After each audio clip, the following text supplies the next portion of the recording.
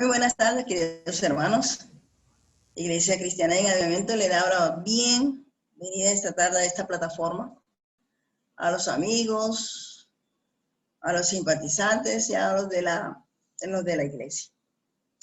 Esta es una serie que Dios me ha venido inquietando en estos días y se llama Yo Vengo Pronto.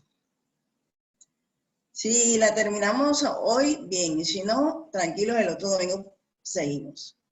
Preparen los alimentos, que hoy vamos a hacer Santa Cena, el vino y el pan. Señor, te damos gracias por este tiempo. Seas tú, Señor, atando todo espíritu contrario que haya en el ambiente, mi Rey. Y seas tú dándonos sabiduría de lo alto para comprender los tiempos en el cual estamos viviendo.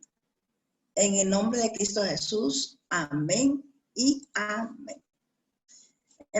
Empecemos por buscar nuestras Biblias, desempolvar, sácalo del lugar donde esté, y vamos a ir a buscar el libro de Apocalipsis, y nos vamos a detener ahí. El libro de Apocalipsis, el título dice, la venida de Cristo está cerca. Apocalipsis capítulo 22. Apocalipsis capítulo 22. Vamos a leer primera instancia del versículo 6 al 10. Y me dijo, estas palabras son fieles y verdaderas. Y el Señor, el Dios de los espíritus de los profetas, ha enviado a su ángel para mostrar a sus siervos las cosas que deben suceder pronto. He aquí, vengo pronto. Bienaventurado el que guarda las palabras de este libro. Yo, Juan, soy el que oyó y vio estas cosas. Y después que las hube oído y visto, me postré para adorar a los pies del ángel que me mostraba estas cosas. Pero él me dijo, mira, no lo hagas, porque yo soy consiervo tuyo, de tus hermanos los profetas y de los que guardan la palabra de este libro. Adora a Dios. Y me dijo, no selles las palabras de la profecía de este libro, porque el tiempo está cerca.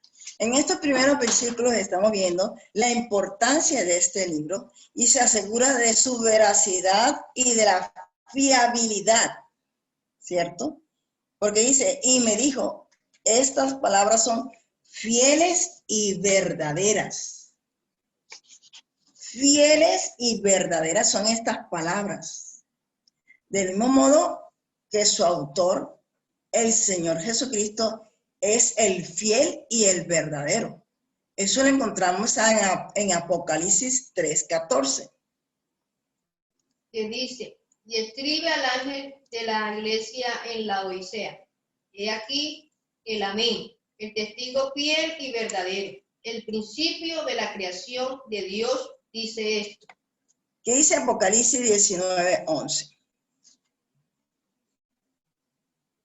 Entonces vi el cielo abierto y he aquí un caballo blanco, y el que lo montaba se llamaba fiel y verdadero. Amén, aleluya. Justicia, juzga y pelea. Aleluya, gloria a Dios. También sus palabras tienen que ser fieles y verdaderas.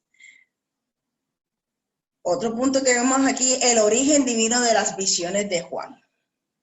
A continuación se enfatiza el hecho de que todo lo que Juan había recibido por medio del ángel de Dios era autorizado por Dios mismo.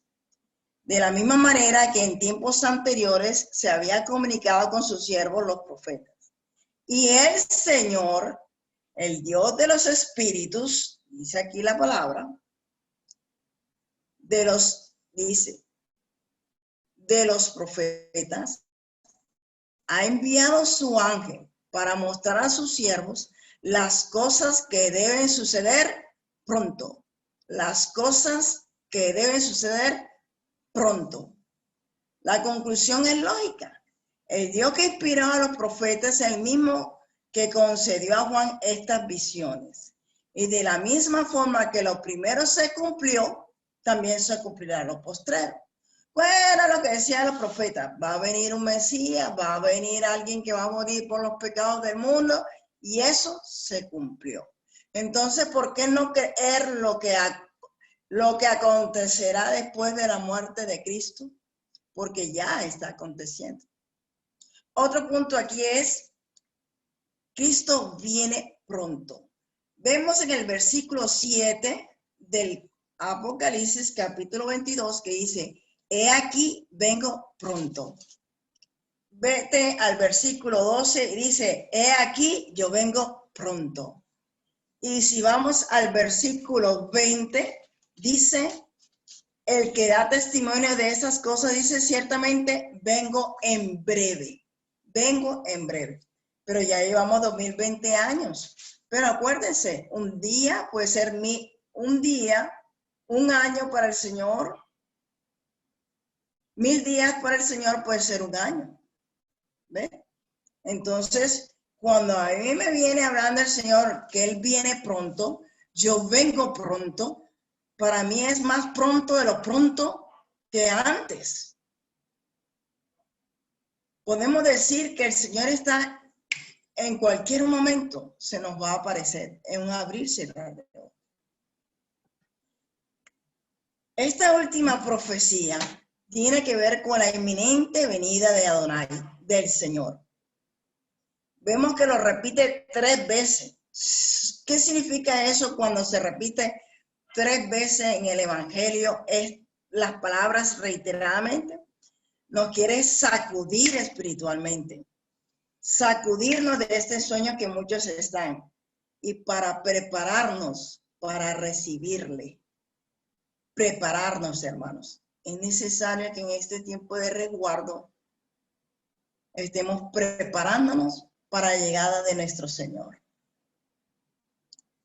Vemos aquí en el versículo 7, bienaventurado, qué hermoso. Una bienaventuranza para los que guardan estas palabras. También añade una bienaventuranza muy parecida a la que encontramos en el principio del Apocalipsis 1:3. Busquemos Apocalipsis capítulo 1, versículo 3. Miren lo que dice.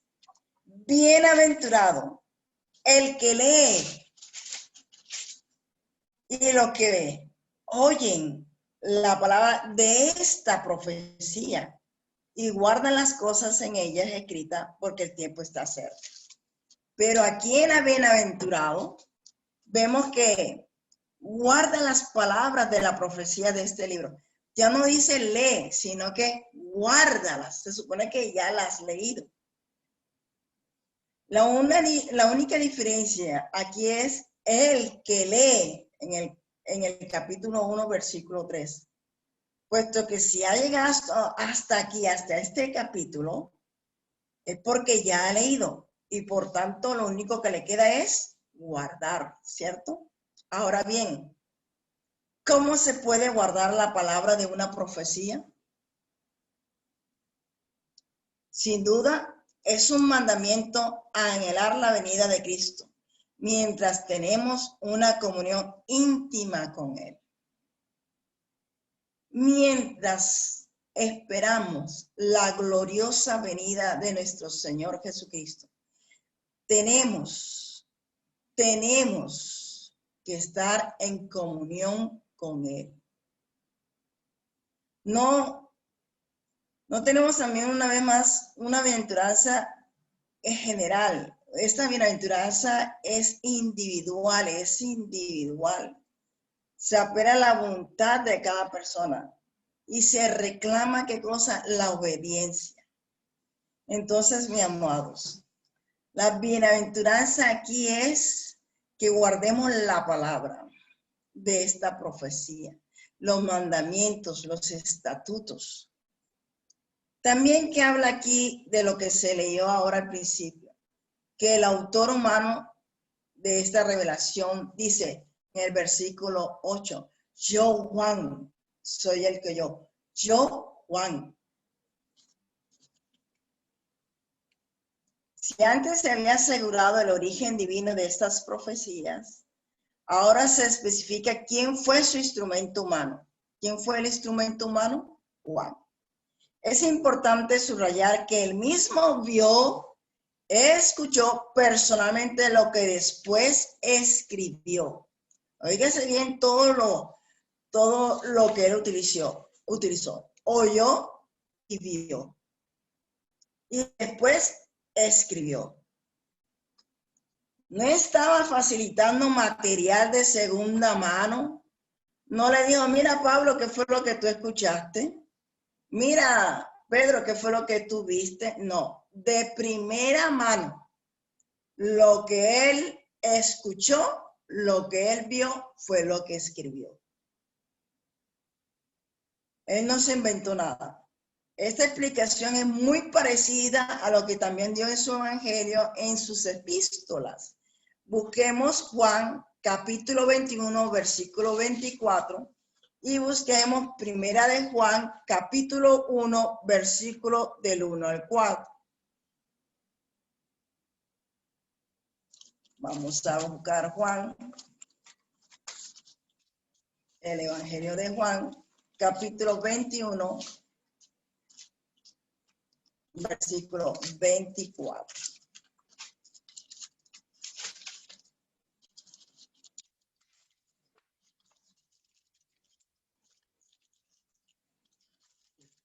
¿Sí? ¿Qué dice? Este es el discípulo que da testimonio de estas cosas y escribió estas cosas, y sabemos que su testimonio es verdadero. Y sabemos que ese testimonio es verdadero. Y sabemos que dice Primera de Juan 1, del versículo del 1 al 4.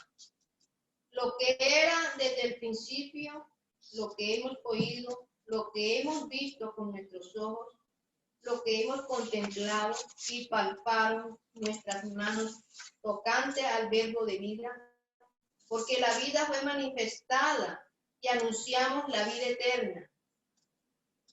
Y la hemos visto y testificamos y os anunciamos la vida eterna, la cual estaba con el Padre y se nos manifestó.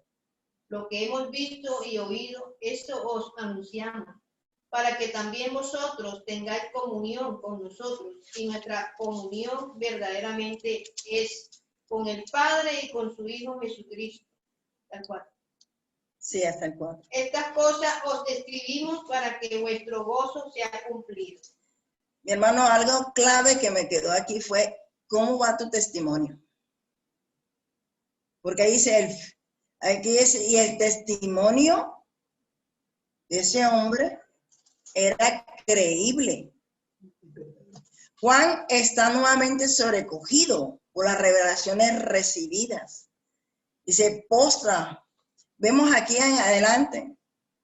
Y después dice, me postré para adorar a los pies. Imagínense.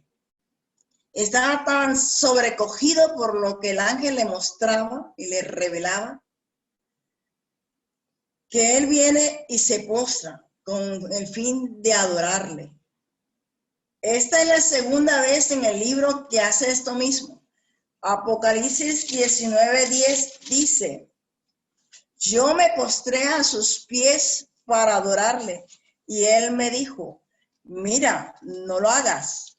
Yo soy consiervo tuyo y de tus hermanos que retienen el testimonio de Jesús. Adora a Dios porque el testimonio de Jesús es el espíritu de la profecía.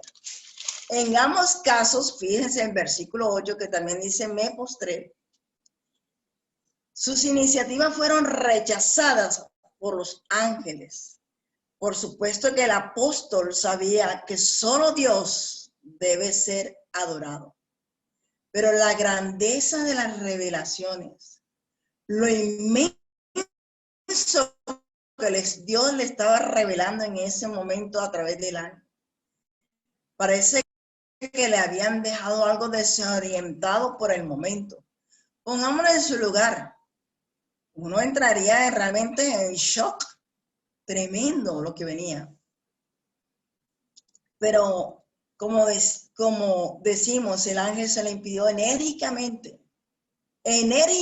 se le impidió. Adora a Dios, dice aquí. Adora a Dios. Ofrecer adoración a otra persona o esperar recibirla de otros es algo diabólico. ¿Por qué es algo diabólico? Eso está en Mateo, capítulo 4, versículo del 8 al 10. Vamos a buscarlo. Eso fue en la tentación cuando Jesús por el Espíritu fue llevado al desierto. Y entonces vino el tentador a él. Mateo capítulo 4, versículo del 8 al 10. ¿Tú lo tienes? Léelo, por favor. Otra vez le llevó el diablo a un monte muy alto y le mostró todos los reinos del mundo y la gloria de ellos. Y le dijo, todo esto te daré si postrado me adorares. Entonces Jesús le dijo, vete, Satanás, porque escrito está, al Señor tu Dios adorarás y a Él solo servirás. El ángel se identifica como consiervo de Juan y de los demás profetas de Dios. Se deduce de esto que los ángeles participan junto a ellos en la labor de revelar la voluntad de Dios a los hombres. Juan no tenía dudas acerca de esto, porque muchas de las revelaciones que relata en Apocalipsis las recibió por medio de ángeles. Ahora aquí en lo que se leyó, vemos también que se dio una orden. No selles las palabras de la profecía de este libro. Eso está en el versículo 10 de Apocalipsis 22. Esta prohibición tenía el propósito positivo de Juan, publicar la revelación de este libro. De ninguna de las maneras debería permanecer oculto, porque ante la inminencia de su cumplimiento, todas las personas necesitan conocer lo que Dios está haciendo y lo que va a suceder pronto, porque el tiempo está cerca. Hay, por lo tanto, una clara nota de urgencia. Recordemos que en Apocalipsis 5, vamos a buscarlo, capítulo 5, versículo del 1 al 5, dice: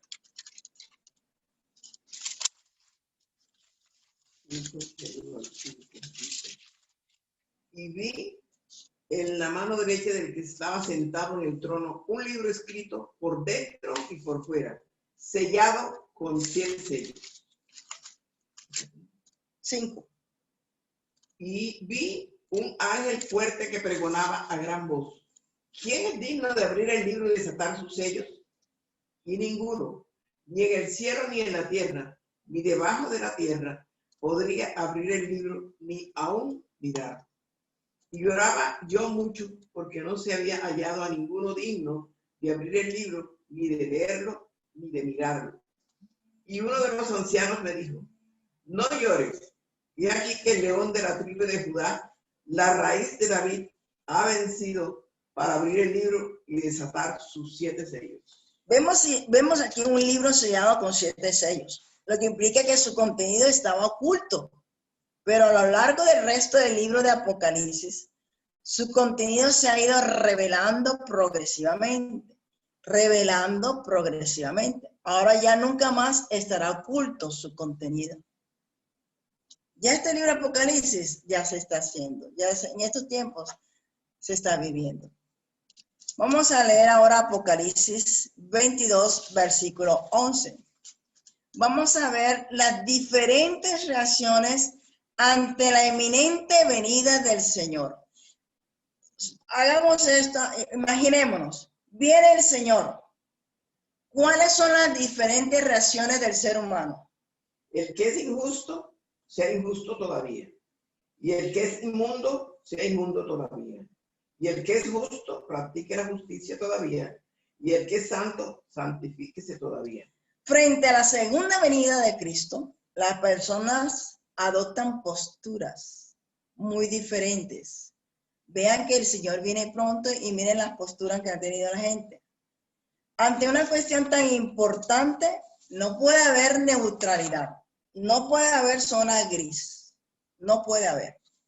Cada persona tiene que tomar una decisión. Iglesia, tú tienes que tomar una decisión.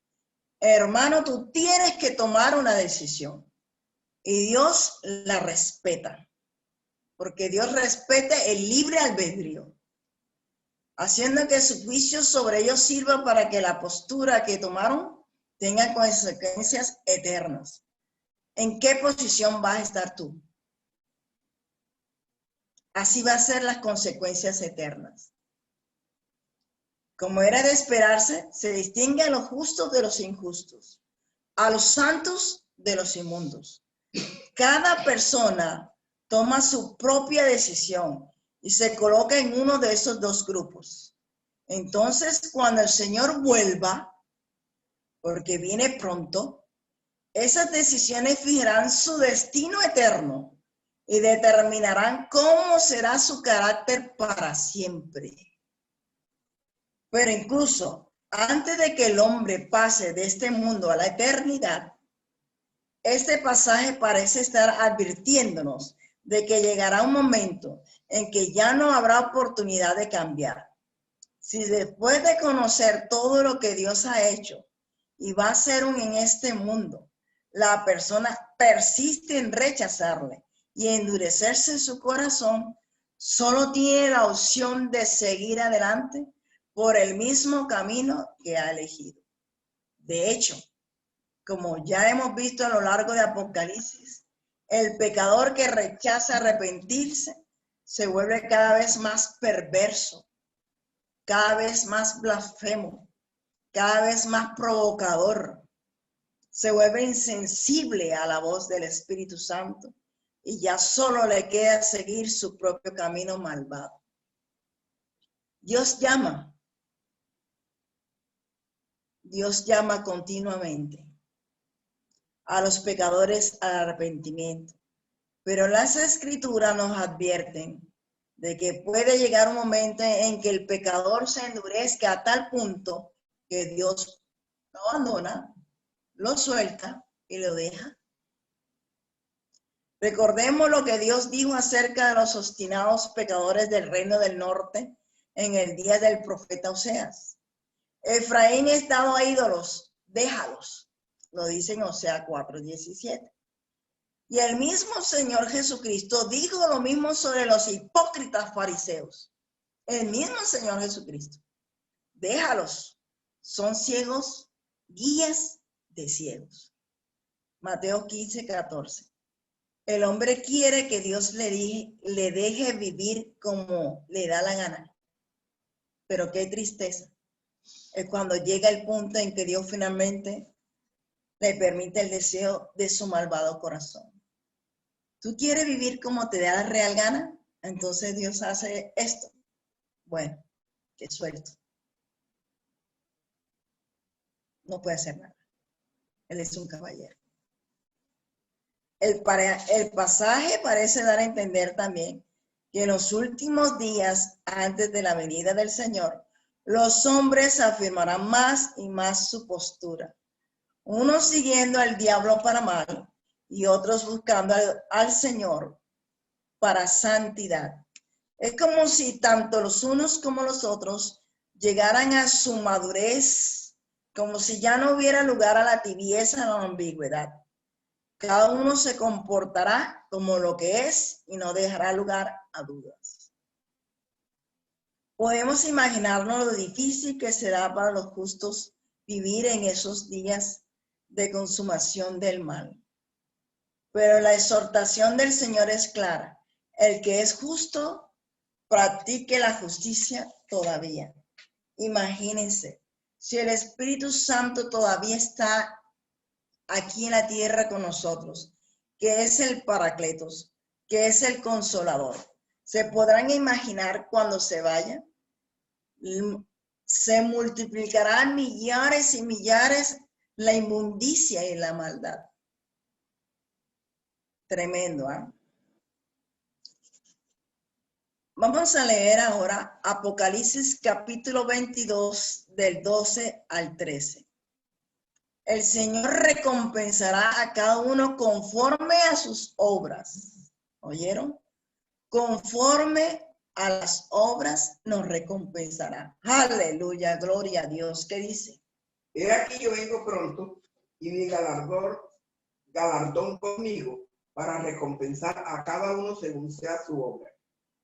Yo soy el alfa y la omega, el principio y el fin, el primero y el último. Amén, aleluya. Comience repitiendo la promesa del pronto regreso de Cristo. He aquí yo vengo pronto. ¿Se acuerdan? He aquí yo vengo pronto. Lo vemos en el versículo, ya dijimos, 7, he aquí yo vengo pronto. Esto siempre será de ánimo para aquellos creyentes que sufren a causa de su fe. Pero desgraciadamente puede que no sea demasiado importante para aquellos otros que están apegados al mundo y sus valores. Ver el regreso de nuestro Señor debería ser nuestro mayor anhelo y deseo. En ese momento el Señor recompensará de manera individual a cada persona conforme a sus obras. Parece que aquí está pensando especialmente en los creyentes y por esa razón habla de galardón. Se trata de las recompensas que Dios dará a cada uno conforme a sus obras. El apóstol Pablo habló también de esto, no solamente Juan. Lo vemos en 1 Corintios 3, capítulo 11 al 15. Leo para ustedes. Porque nadie puede poner otro fundamento que el que está puesto, el cual es Jesucristo. Y si sobre este fundamento alguno edificare oro, plata, piedras preciosas, madera, heno, hojarasca, la obra de cada uno se hará manifiesta, porque el día la declarará, pues por el fuego será revelada, y la obra de cada una cual sea, el fuego la probará. Si permaneciere la obra de alguno que sobreedificó, recibirá recompensa. Si la obra de alguno se quemare, él sufrirá pérdida. Si bien él mismo será salvo, aunque así como por fuego. Merece la pena servir al Señor. Gloria a Dios, aleluya. Merece la pena servir al Señor. También vemos en 1 Corintios 15, 58, nuestro amado apóstol Pablo escribe: así que, hermanos míos, amados, estad firmes y constantes, creciendo en la obra del Señor siempre, sabiendo que vuestro trabajo en el Señor no es, dice él, no es en vano. Finalmente, para mayor garantía de los que escuchan, es el mismo Señor quien firma esta promesa. Vean el versículo 3. Yo soy. Vean que él mismo lo dice. El Señor Jesús es el mismo que habla aquí. En letras rojas lo tengo en la Biblia. Yo soy el alfa y la omega, el principio y el fin, el primero y el último. Es una afirmación que ya hemos visto en ocasiones anteriores. Busquemos nosotros ahora Apocalipsis capítulo 1, versículo 8. Lo vamos a encontrar ahí, lo que él dice. Y dice, versículo 8. Yo soy el alfa y el omega, principio y fin. Él mismo está hablando, dice el Señor. El que es y que era y que ha de venir. Nuevamente dice el Señor, el que ha de venir, el Todopoderoso. Aleluya. También lo repite en el versículo 11, que decía, yo soy el alfa y la omega, el primero y el último. Escribe en un libro lo que ves y envíalo a las 7 iglesias que están en Asia. A Éfeso, Esmirna, Pérgamo, Tiatira, Sardis, Filadelfia, Laodicea. Y ahí mismo en el versículo 17, cuando le vi, caí como muerto a sus pies. Estamos leyendo Apocalipsis. Y Juan es el que cae a los pies.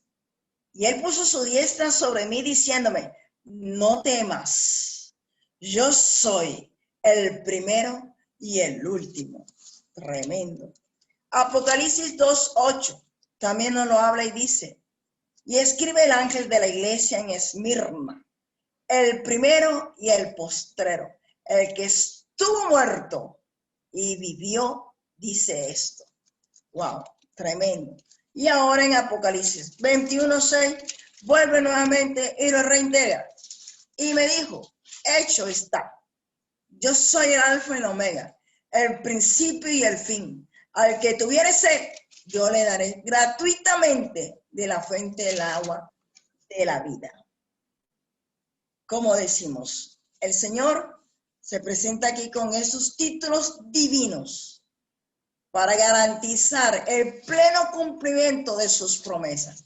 Él mismo está declarando sus promesas, el mismo Jesús. Él gobierna la historia desde el comienzo hasta el fin y nada escapa de su control. Este COVID no escapa de su control. Esto que tú estás viviendo no escapa de su control. No escaparemos del control de Dios en nuestras vidas.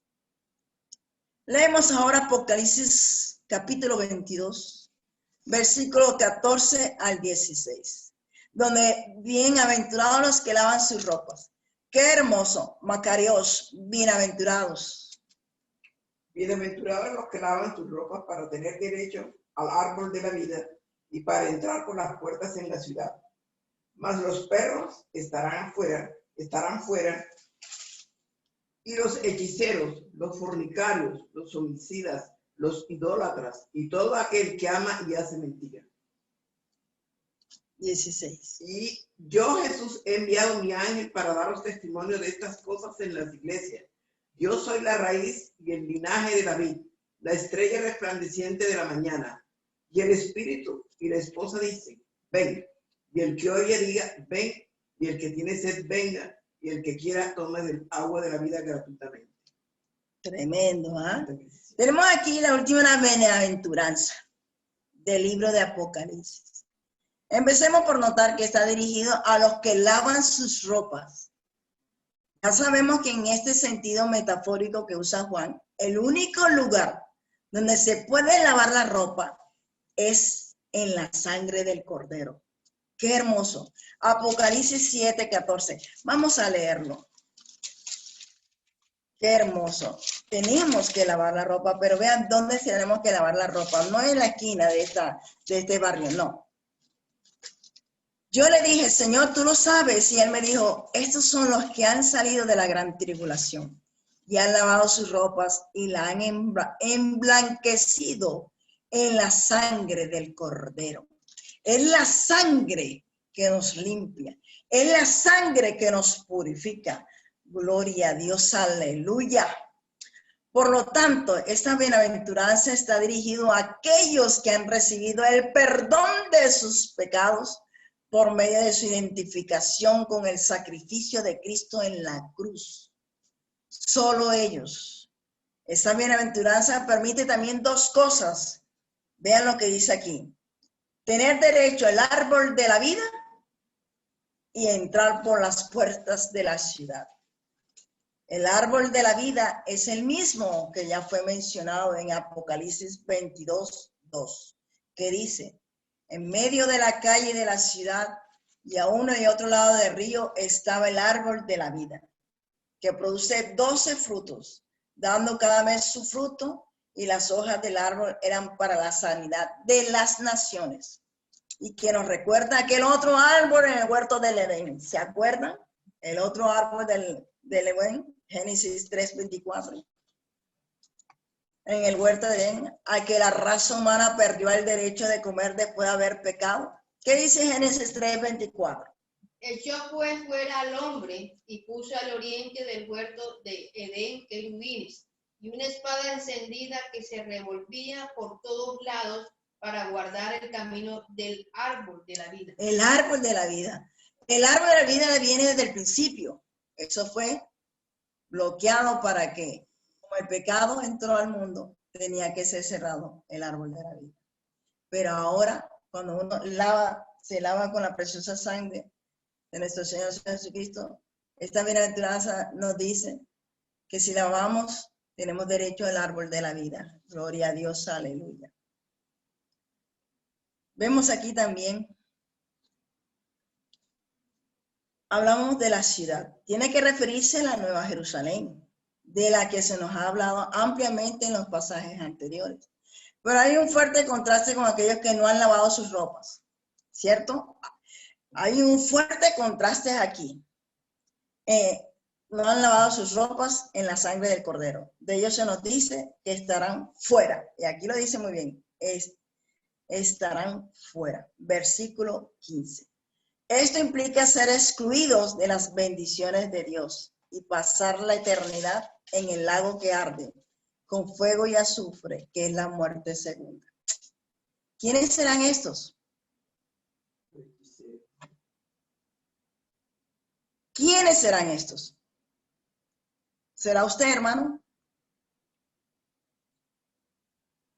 Los perros, los hechiceros, los fornicarios, los homicidas, los idólatras y todo aquel que ama y hace mentira. La lista es muy parecida a lo que encontramos en Apocalipsis 21:8. Vamos a ver qué dice 21:8. Dice, pero los cobardes e incrédulos, los abominables y homicidas, los fornicarios y hechiceros, los idólatras y todos los mentirosos tendrán su parte en el lago que arde con fuego y azufre, que es la muerte segunda. Los perros, no crean que son animales. En la antigüedad eran sucios animales que merodeaban en los basureros de las ciudades. Se usa metafóricamente en la Biblia para referirse a los que despreciaban la salvación de Dios. Salmos 22:16, Filipenses 3:2. Los perros son personas de carácter vil, son personas de carácter corrupta. El Salmo 22:16 dice, ¿tú tienes Filipenses 3:2? Léemelo. Guardaos de los perros, guardaos de los malos obreros, guardaos de los mutiladores del cuerpo. Mutiladores del cuerpo, esos son los perros, esas personas. Salmo 22:16, ¿qué dice? Porque perros me han rodeado, me han creado cuadrilla de malignos, horadaron mis manos y mis pies. ¿Qué dice el 20? Libra de la espada mi alma, del poder del perro mi vida. Los hechiceros son personas que sirven activamente a Satanás. Y por supuesto, estarían incluidos también quienes buscan los servicios del hechicero. Claro. Los fornicarios son los que practican cualquier tipo de inmoralidad sexual. Los fornicarios, cualquiera. Ya sea necromancia, ya sea cualquier otra aberración. Los homicidas son los que cometen asesinato. Los idólatras rinden culto a las criaturas en lugar del Creador. Y todo aquel que ama y hace mentira, estos son los que siguen el ejemplo de Satanás. Es interesante tener en cuenta esta conjunción de actitud y acción. Satanás es el padre de mentira. Y el hogar de Satanás es un buen lugar para aquellos que aman y practican la mentira. Veamos el versículo 16. Ya estamos terminando. Y otra vez Adonai vuelve a garantizar esas solemnes palabras con su propia autoridad divina. Por si acaso alguien tenía dudas, notemos que es el mismo Jesús quien habla, pero aunque se presenta con su nombre humano, el cual mantendrá por toda la eternidad su autoridad, es también divino. Tal como se señaló en Apocalipsis 1:1. Apocalipsis 1:1 dice, la revelación de Jesucristo, que Dios le dio para manifestar a sus siervos las cosas que deben suceder pronto, y declaró enviándolo por medio de su ángel a su siervo Juan. El ángel que ha hablado a Juan tiene toda la autoridad de Jesús al haber sido enviado por él. Notemos también que su mensaje no era privado, sino que iba dirigido a la iglesia, a usted, a mí, para darnos testimonio de estas cosas en las iglesias. Y a continuación, el versículo 16 hace una interesante declaración en lo que aprecia la divinidad y la humanidad de Jesús. Vean lo que dice, yo soy la raíz. Yo soy la raíz y el linaje de David. Jesús es la raíz de David, lo que indica el origen de su existencia como persona, así como que también es el creador de la dinastía o linaje de David.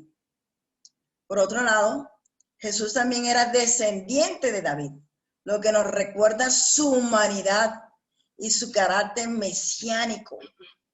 Como muy bien señaló el Señor en los evangelios durante su controversia con los fariseos. Él era tanto el hijo de David como el Señor de David. Tremendo. Él era tanto como hijo de David como el Señor de David. Por último, el Señor es descrito como la estrella resplandeciente de la mañana. Ahí mismo el versículo 16. Esta estrella anunciaba la llegada del día y del mismo modo la llegada de Jesús pondrá fin a las tinieblas de la noche para dar paso al glorioso amanecer de su reino. El apóstol Pedro también se refirió al Señor de este modo. Y debemos recordar que era una descripción en la que se identificaba el Mesías desde los días de Moisés. Ahora tenemos uno de los últimos puntos, la respuesta de la iglesia. Léete, por favor, Apocalipsis 22, versículo 17. Y el espíritu y la esposa dicen, ven. Y el que oye diga, ven. Y el que tiene sed, venga. Y el que quiera, tome del agua de la vida gratuitamente. En respuesta al anuncio de la pronta venida de Adonai, el Señor, el espíritu y la esposa, la esposa y la iglesia, se unen una voz para decirle, ven. Algunos han pensado que este llamamiento a venir se refiere a los que a continuación van a ser descritos como los que tienen sed, pero esto no parece tener mucho lógica. Más bien, 3 veces en este capítulo dice, yo vengo pronto, dice el Señor. ¿Por qué el Espíritu desea el regreso de Jesucristo? ¿Por qué desea que Dios venga pronto? Recordemos que el ministerio del Espíritu es el de glorificar al Señor Jesús. Eso es. El ministerio del Espíritu Santo es glorificar al Señor. Por último, Jesús fue a la cruz con 2 delincuentes. Uno rechazado, despreciado y objeto de burla. El Espíritu anhela ver a la segunda persona de la Trinidad, exaltado en belleza, esplendor, poder y majestad. Y esto ocurrirá cuando Cristo vuelva triunfante en su segunda venida. ¿Por qué la esposa desea el regreso de Jesucristo? ¿Por qué la iglesia desea ese regreso? Porque la iglesia está cansada contra la batalla contra el pecado. Porque la iglesia está viendo que la maldad se ha multiplicado. Anhelamos su venida y que nos lleva al cielo a vivir con él. Anhelamos los días de los cuerpos mortales y perecedores serán transformados por los cuerpos resucitados que nos prometió el Señor, que debemos transformados. Y por último, tenemos aquí una maldición para que modifiquen este libro. Apocalipsis 22, 18, 19, que dice: Yo testifico a todo aquel que oye las palabras de la profecía de este libro. Si alguno añadiere a estas cosas, Dios traerá sobre las plagas que están escritas en este libro. Y si alguno quitare de las palabras del libro de esta profecía, Dios quitará su parte del libro de la vida y de la santa ciudad y de las cosas que están escritas en este libro. La cuestión es tan grave que el mismo Señor añade un segundo castigo. ¿Cuál es el segundo castigo? Dios quitará su parte del libro de la vida.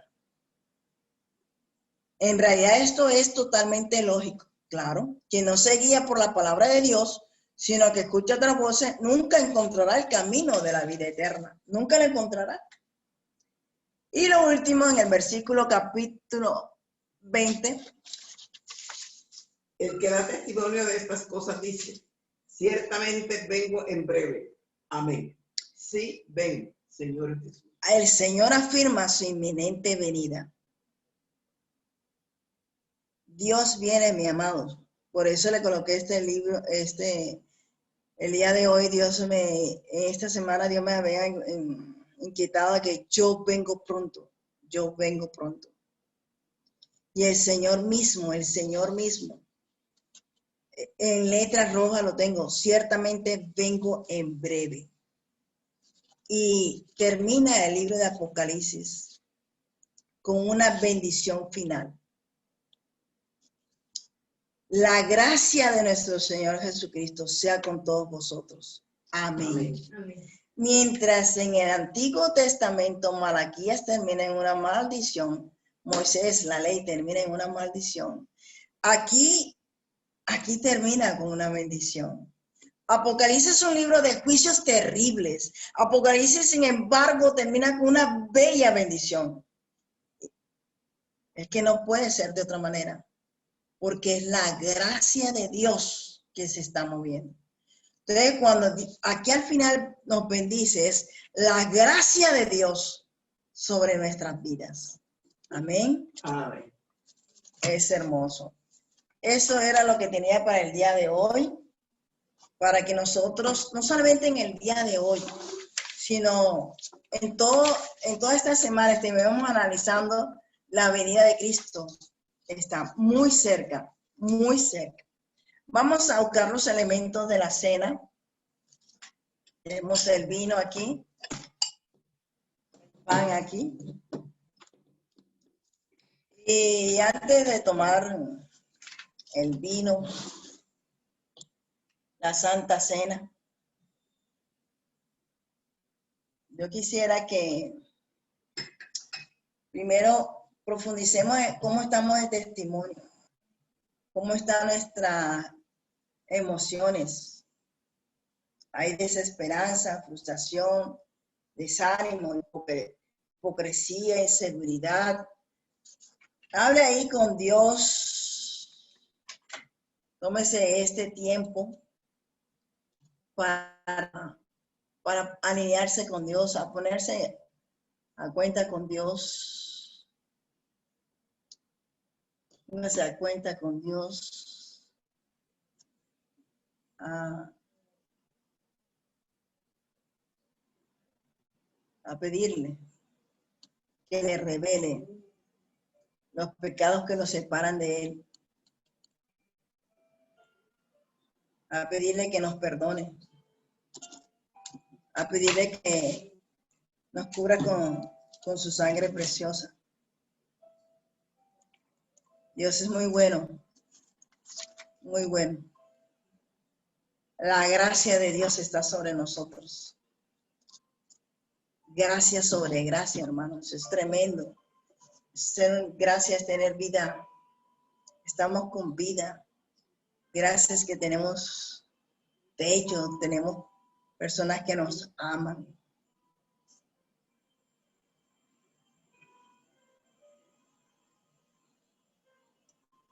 Habla ahí con Dios.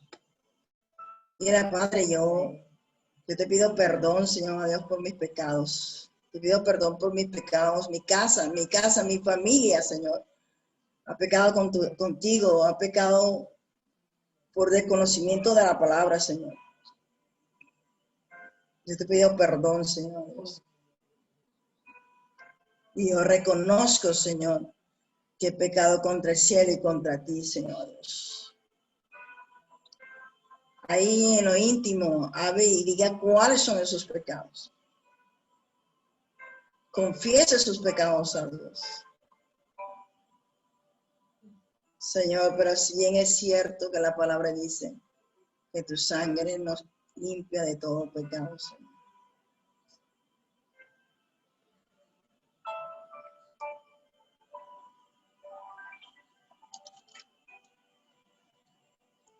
Y habiendo dado gracias,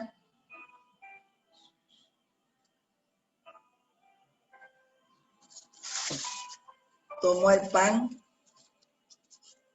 lo partió y dijo: tomad, comed, ese es mi cuerpo, que por vosotros es partido, haz esto en memoria de mí. En el camino de Maús no conocían el comensal que estaba al frente de ellos, y era Jesús mismo. Cogió el pan y lo partió, y cuando lo partió, los ojos de ellos fueron abiertos. Señor, así mismo, Señor, yo te pido que los ojos de mis hermanos sean abiertos en el plano espiritual, Señor, para que vean, Señor, a Dios, lo que tú quieras que vean. Tomemos el pan.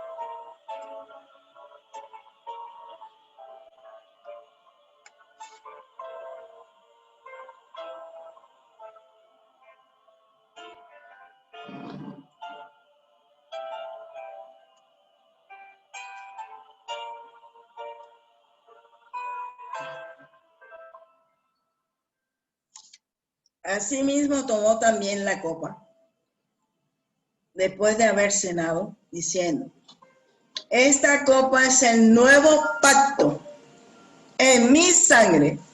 Acepto todas las veces que la bebieres en memoria de mí. Tenemos el vino, que es el nuevo pacto. Nosotros estamos en el nuevo pacto, no en el antiguo, no en el mosaico. Pacto de sangre, a precio de sangre nos compró el Señor, no con oro y con plata, a precio de su valiosa sangre, porque tenía que haber derramamiento de sangre.